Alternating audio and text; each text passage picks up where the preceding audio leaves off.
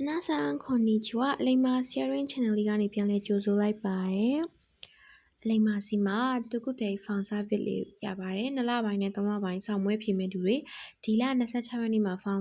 စတင်ရမှာဖြစ်တဲ့အတွက်ဖောင် service နဲ့ပတ်သက်ပြီးတော့ယုံကြည်စိတ်ချစွာနဲ့အချင်းလို့စုံစမ်းခြင်းနဲ့ဆိုလို့ရှိရင်တော့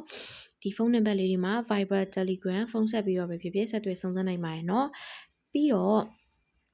TikTok မှာလည်းအလိမ္မာ115ဆိုတဲ့ဒီ user name လေးနဲ့နာမည်ကတော့အလိမ္မာ sharing ပေါ့နော်အဲ့ဒီနာမည်လေးနဲ့လည်း TikTok မှာဒီခိုင်းကော့မြန်မာပိုင်းမေးခွန်းတွေကိုပုံလေးတွေနဲ့သင်ပေးပါရနော်အဖြေမပါတဲ့အတွက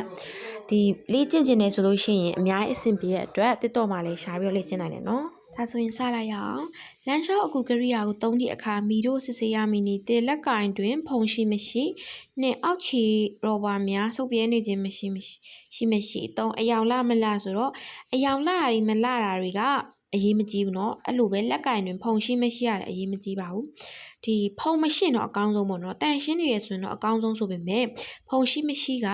အရန်ကြီးအရေးကြီးနေတာမျိုးတော့မဟုတ်ဘူးနံပါတ်1အောက်ခြေရောဘာများဒီ rubber ပေါ့เนาะစုပ်ပြဲနေခြင်းရှိမရှိဆိုတာလေးကပို့ပြီးတော့မှအရေးကြီးတဲ့အတွက်အဖြေမှန်ကနံပါတ်2ဖြစ်ပါတယ်ဒီ rubber တွေစုပ်နေမယ်ဆိုလို့ရှိရင်ချော်လဲနိုင်ခြင်းရှိတဲ့အတွက်ကြောင့်မလို့ဖြစ်ပါတယ်နောက်တစ်ခုကတက်ကြီးရွယ်အိုတူအစာစားခြင်းစိတ်ယုံနေနေပါကဘာလုပ်ပေးရမလဲအတင်းကျွေးရမည်ဆိုတော့အတင်းဆိုရင်အတင်းအာဓမဆိုရင်အဓိပ္ပာယ်ပါကနံပါတ်1ကလုံးဝပယ်လို့ရနေနော်နှစ်လူနာကြိုက်တတ်တဲ့အစားအစာကိုပြင်ဆင်ပေးပတ်ဝန်းကျင်ကိုတာရအောင်လုပ်ပေးရမည်ဒါဟုတ်တယ်3မစားလင်ပစ်ထားရမည်ဆိုတာကလည်းမလုပ်ရပါဘူးအဖြေမှန်ကနံပါတ်2ဖြစ်ပါတယ်လူနာကြိုက်တတ်တဲ့အစားအစာကိုပြင်ဆင်ပေးပတ်ဝန်းကျင်ကိုတာရအောင်လုပ်ပေးရမည်နော်ဘာဖြစ်လို့လဲဆိုလို့ရှိရင်တော့ဒီအစာစားခြင်းတွေယုံနေနေမယ်ဆိုရှင်ပြုစုံရောက်သူကဒီဘိုးဘွားတွေရဲ့ကြိုက်တဲ့အစားအစာလေးပြင်ဆင်ပေးပြီးတော့မှဘိုးဘွားတွေစားခြင်းတွေဖြစ်လာအောင်လို့ဒီပတ်ဝန်းကျင်ကိုလည်းတာယာချမ်းမြေ့အောင်ပြင်ဆင်ပေးရမှာဖြစ်ပါတယ်နောက်တစ်ခုလူနာ၏သွားတူကိုဘယ်လိုဆေးကြောရမလဲရင်နွေးပူပူနဲ့ပြုတ်ရမည်နဲ့သွားတူတိုက်တီ brush နဲ့ရေအေးဖြစ်ဆေးရမည်3ဆက်ပြမုံနဲ့ဆေးရမည်ဆိုလို့ရှိရင်ဒါရှင်းတယ်ပေါ့နော်မိခွန်းနဲ့လိုက်ဖက်တဲ့အဖြေလေးကိုရှာကြည့်မယ်ဆိုလို့ရှင်သွားတူပါလေးပေါ့နော်သွားတူတိုက်တဲ့ brush နဲ့ရေးဖြစ်စေရမည်ဆိုတာလေးဖြစ်တယ်တချို့မိခွန်းတွေကလေဒီမိခွန်းတွေကပါတဲ့စကလုံးလေးတွေကိုရှာလို့ရှင်လေအဖြေတွေထွက်နိုင်တယ်နော်တချို့ကကျမိခွန်းနဲ့လုံးဝမဆိုင်တာတွေဥမာပေါ့အယိုးအကြောင်းမေးထားတယ်ဆိုရင်အယိုးနဲ့မဆိုင်တာတွေပြောနေရတွေပါတယ်ဆိုတော့ပြချင်းပယ်ပြီးတော့အယိုးပါတဲ့ဟာရွေးမယ်အခုဆိုလို့ရှင်လေသွားတူမေးတဲ့အတွက်သွားတူပါတာလေးကိုရွေးမယ်ပေါ့နော်အပြင်းမှန်းနံပါတ်1ဖြစ်တယ်ဒီသွားတူတိုက်သည့် brush နဲ့ရေဖြစ်စေရမည်ဘာလို့လဲဆိုရင်ဒီရေနွေးပူကသွားတူကိုပုံပြက်သွားတဲ့အတွက်တစ်မဟုတ်ပါဘူးနောက်တစ်ခုသွေးတိုးယောဂရှိသူများအတွက်အစားအသောက်တွင်ဘာကိုလျှော့ရမည်နည်းတဲ့အသားနဲ့စား3ထမင်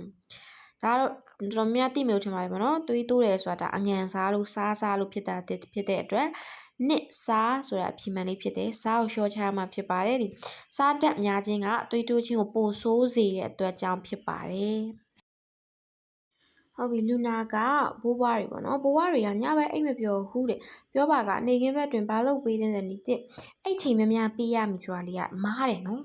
်သိလားဘာလို့လဲဆိုရင်နေ့ဘက်မှာအိတ်မယ်ဆိုရင်ညဘက်မှာသူတို့အိတ်အောင်မလားဒါဘိုးဘွားတွေမှမဟုတ်လူငယ်တွေဆိုရင်လည်းအဲ့လိုပဲပေါ့နော်ဒီလိမ်မာလို့ဆိုလို့ရှိရင်လည်းဒီနေ့ဘက်အိတ်တာများသွားနေခင်းဘက်အိတ်တာများရဆိုညဘက်မအိတ်ပျော်တော့မျက်စိကြောင်နေပေါ့နော်အဲ့တော့နံပါတ်1ကလုံးဝမားတယ်နှစ်နေကင်းဘက်တွင်အလင်းရောင်ရရှိစီပြီးလှုပ်ရှားရှောင်လုပ်ပေးရမည်ဆိုတာလေးကမှန်ပါတယ်အလင်းရောင်လည်းရရှိမယ်ပြီးတော့လှုပ်ရှားရှိမယ်ဆိုရှင်ညဘက်မှာအိပ်ပျော်စေပေါ့နော်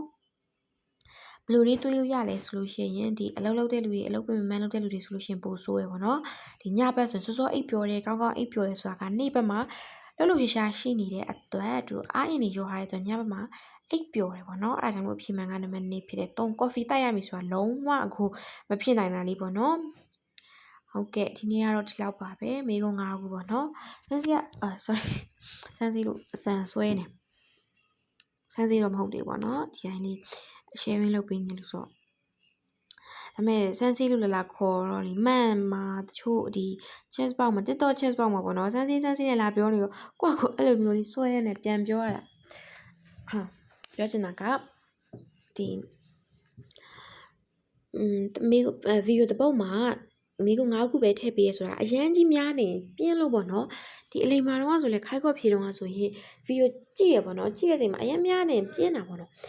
ကြည့်ရင်လည်းလေမကြည့်ကျင်တော့ဘူးဖြုတ်သွားတာပေါ့ပြီးရင်စကားတွေအကြာကြီးပြောနေရင်လေ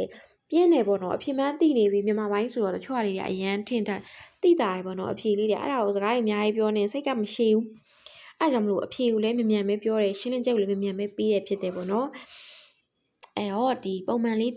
ဒီ sharing လုပ်ပေးမှာပေါ့နော်ခုမြန်မာပိုင်းပြီးတော့ဂျပန်ပိုင်းတွေလည်းအများကြီး sharing လုပ်ပေးမှာဖြစ်တဲ့အတွက် channel လေးကိုလည်း like and subscribe လေးလုပ်ပေးပါအောင်နော်ပြောကြရှိလို့ရှင်လဲ comment မှာပြောနိုင်ပါတယ် service အကြောင်းစုံစမ်းကြည့်လို့ရှင်လဲပေးထားတဲ့ဖုန်းနံပါတ်လေးဒီမှာလာရောက်ဆက်သွယ်စုံစမ်းမေးမြန်းနိုင်ပါတယ်ရှင်ကျေးဇူးအများကြီးတင်ပါတယ်